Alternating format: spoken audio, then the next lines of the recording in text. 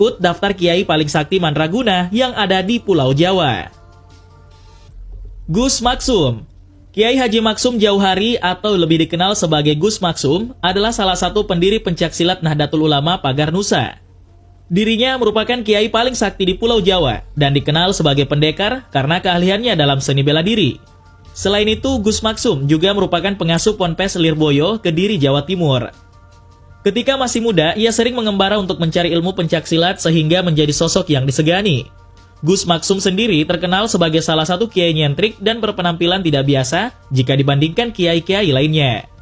Gus Maksum memiliki rambut panjang alias gondrong dengan jenggot dan kumis tebal. Tidak hanya itu, ciri khasnya juga selalu memakai sarung tinggi nyaris selutut. Gus Maksum lahir di Kanigoro, Kras, Kediri dan merupakan seorang cucu pendiri Pondok Pesantren Lirboyo, Kiai Haji Manaf Abdul Karim. Penampilan Gus Maksum sendiri luar biasa, yakni selalu memakai sandal bakiak. Bahkan ia juga dikenal tidak makan nasi, sehingga kesaktiannya semakin luar biasa. Salah satu kesaktian Gus Maksum adalah rambutnya tidak mempan dipotong menggunakan senjata apapun, mulai dari gunting hingga pisau. Selain itu, mulutnya juga bisa menyemburkan api, mampu melempar seekor sapi, tidak mempan disantet hingga senjata tajam. Kesaktian Gus Maksum memang tidak bisa dipungkiri. Banyak orang yang melihat kelebihannya, baik dari kalangan biasa ataupun kalangan ulama. Tidak sampai di situ, Gus Maksum juga memiliki kehebatan lainnya. Di antaranya mempunyai kekuatan tenaga dalam luar biasa dan mampu mengangkat beban seberat apapun, serta mampu menaklukkan jin. Di setiap medan laga atau dikenal dengan istilah sabung dalam dunia persilatan, tidak ada pendekar yang berani dengan Gus Maksum. Kehadirannya saja mampu membuat para pendekar aliran hitam gelagapan. Karisma yang dimiliki Gus Maksum tersebut hingga kini menjadi semangat pengembangan ilmu kanuragan di pesantren melalui Pagar Nusa. Kiai paling sakti di Tanah Jawa selanjutnya adalah Kiai Hamid yang berasal dari Pasuruan.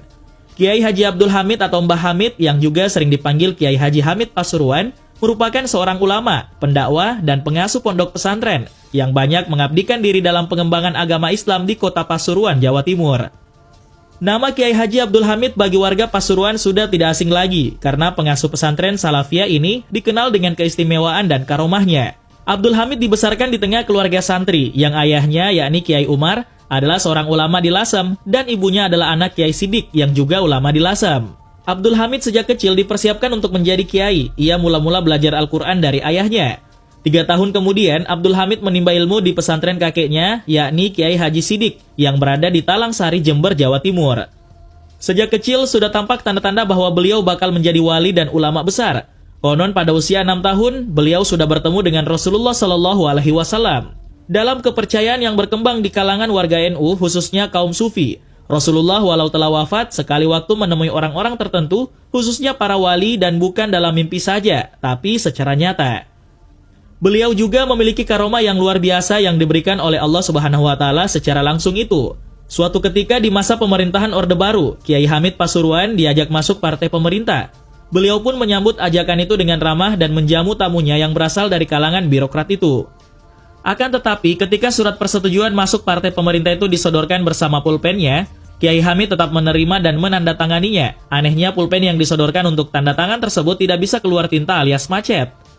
Lalu digantikan dengan pulpen lain, tapi tetap tidak mau keluar tinta dan seterusnya. Hal ini menandakan bahwa Kiai Hamid sebenarnya tidak setuju masuk dalam partai politik karena beliau adalah seorang kiai panutan dan yang sangat disegani. Selain itu, karomah lain yang dimiliki oleh Kiai Abdul Hamid adalah bisa berada di tempat lain dengan wujud serupa. Hal ini terjadi saat Habib Bakir Maulad Dawila bertandang ke pesantrennya. Pada suatu kesempatan, datanglah Habib Bakir menemui Kiai Abdul Hamid Pasuruan. Ketika itu, di tempat Kiai Haji Abdul Hamid, banyak sekali orang yang datang untuk meminta doa atau keperluannya yang lain. Setelah bertemu, Habib Bakir merasa kaget, ternyata orang yang terlihat seperti Kiai Haji Abdul Hamid sejatinya bukanlah sang kiai. Karena yang ditemuinya adalah sosok gaib yang menyerupai sang kiai. Kemudian Habib Bakir mencari di manakah sebetulnya Kiai Haji Abdul Hamid yang asli berada. Setelah diselidiki dengan ilmu yang dimilikinya, sang Habib Bakir terkejut karena sang kiai tersebut sedang berada di tanah suci Mekah. Kiai Ash'ari. Kiai Haji Hasan Ash'ari atau Mbah Hasan Mangli adalah seorang ulama karismatik yang merupakan mursyid tarekat Qadiriyah wa Naqsyabandiyah dari Magelang, Jawa Tengah. Mbah Mangli merupakan salah satu tokoh yang mendirikan asrama pendidikan Islam di Magelang yang santrinya berasal dari seluruh Indonesia. Bagi orang Jawa Tengah, khususnya daerah Magelang dan sekitarnya, nama Kiai Haji Asy'ari atau Mbah Mangli hampir pasti langsung mengingatkan pada sosok kiai sederhana yang penuh dengan karoma.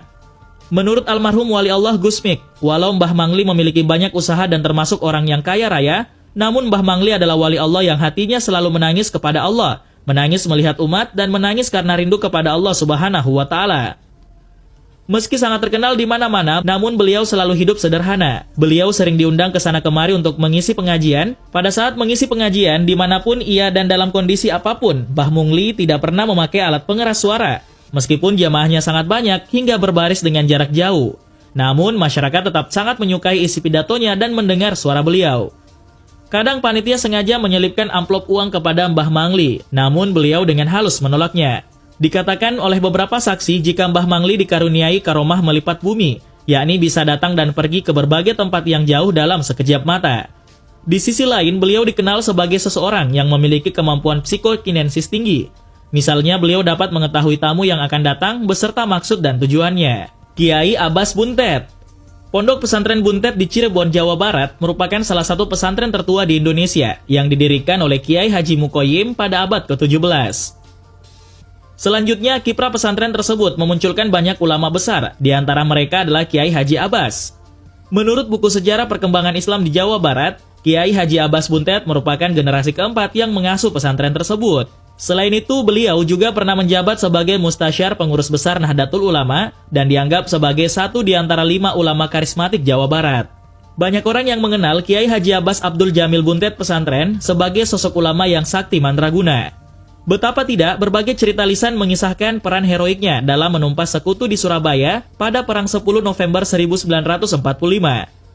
Ada yang menyebut jika sorban, tasbih hingga kacang hijau yang dilemparkannya mampu menjatuhkan pesawat tempur yang siap membombardir kota pahlawan itu. Ada pula yang menyebutkan jika alu-alu untuk menumbuk padi beterbangan atas izin Allah Subhanahu wa Ta'ala melalui perantara doa yang dibacanya. Meskipun begitu, cerita mana yang sahih atau bisa jadi semuanya benar. Namun yang pasti, semua kiai dan warga Nahdliyin mengakui jika Kiai Abbas adalah sosok yang berhasil menjatuhkan pesawat tempur sekutu. Sebab beliau dikenal sebagai singa Jawa Barat yang dinanti kehadirannya oleh Hadratus Syekh Kiai Haji Hasyim Asy'ari untuk memimpin perang dahsyat itu. Tidak hanya itu, Kiai Abbas sendiri juga sangat ahli dalam ilmu bela diri. Hal ini diceritakan oleh Haji Ahmad Saini Hasan yang saat itu sebilah pisau di tangan preman sudah berada di leher sang kiai. Sedangkan tangan kanan Kiai Abbas tengah membawa Al-Quran.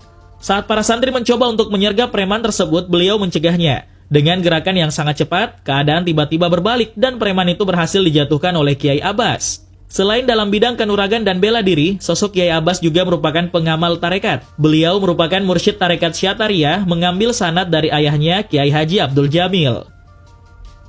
Kiai Amin. Kiai Amin atau Muhammad Amin merupakan kiai yang memiliki banyak karomah dari Allah Subhanahu wa Ta'ala yang lahir pada tahun 1879 Masehi di Mijahan Plumbon, Cirebon, Jawa Barat. Kiai Amin sepuh sendiri merupakan salah satu dari sekian banyak keturunan Sunan Gunung Jati. Nasab silsilah Kiai Amin sepuh sambung hingga ke Sunan Gunung Jati, salah satu dari anggota Wali Songo yang ada di tanah Jawa. Dari Sunan Gunung Jati inilah keturunannya banyak yang tersebar di seluruh wilayah Nusantara dalam penyebaran agama Islam. Kiai Amin Sepuh adalah salah satu pendiri dan cikal bakal berdirinya Pondok Pesantren Babakan Ciwaringin Cirebon. Sangat menarik mengungkap sejarah perkembangan agama Islam di latar Pasundan, salah satunya yaitu Pondok Pesantren Babakan Ciwaringin Cirebon. Pondok Pesantren Babakan Ciwaringin Cirebon adalah salah satu pondok pesantren tertua di tanah Jawa. Dikatakan jika beliau memiliki ilmu kanuragan dan pencak silat yang belajar dari ayahnya yang wafat di Mekah. Selain itu, beliau juga dikenal sebagai kiai paling sakti di Jawa yang menguasai ilmu kanuragan. Seperti kisah pada yang disampaikan oleh warga Ciwaringin ketika dalam pertempuran 10 November 1945 di Surabaya. Saat itu, Kiai Amin datang sendiri dan mengirimkan laskar ke Surabaya untuk mengusir para penjajah. Dikatakan jika saat itu Kiai Amin tidak mempan senjata dan peluru ketika bertempur dengan penjajah. Bahkan beliau tidak meninggal ketika dilempari bom sebanyak 5 kali oleh pasukan penjajah.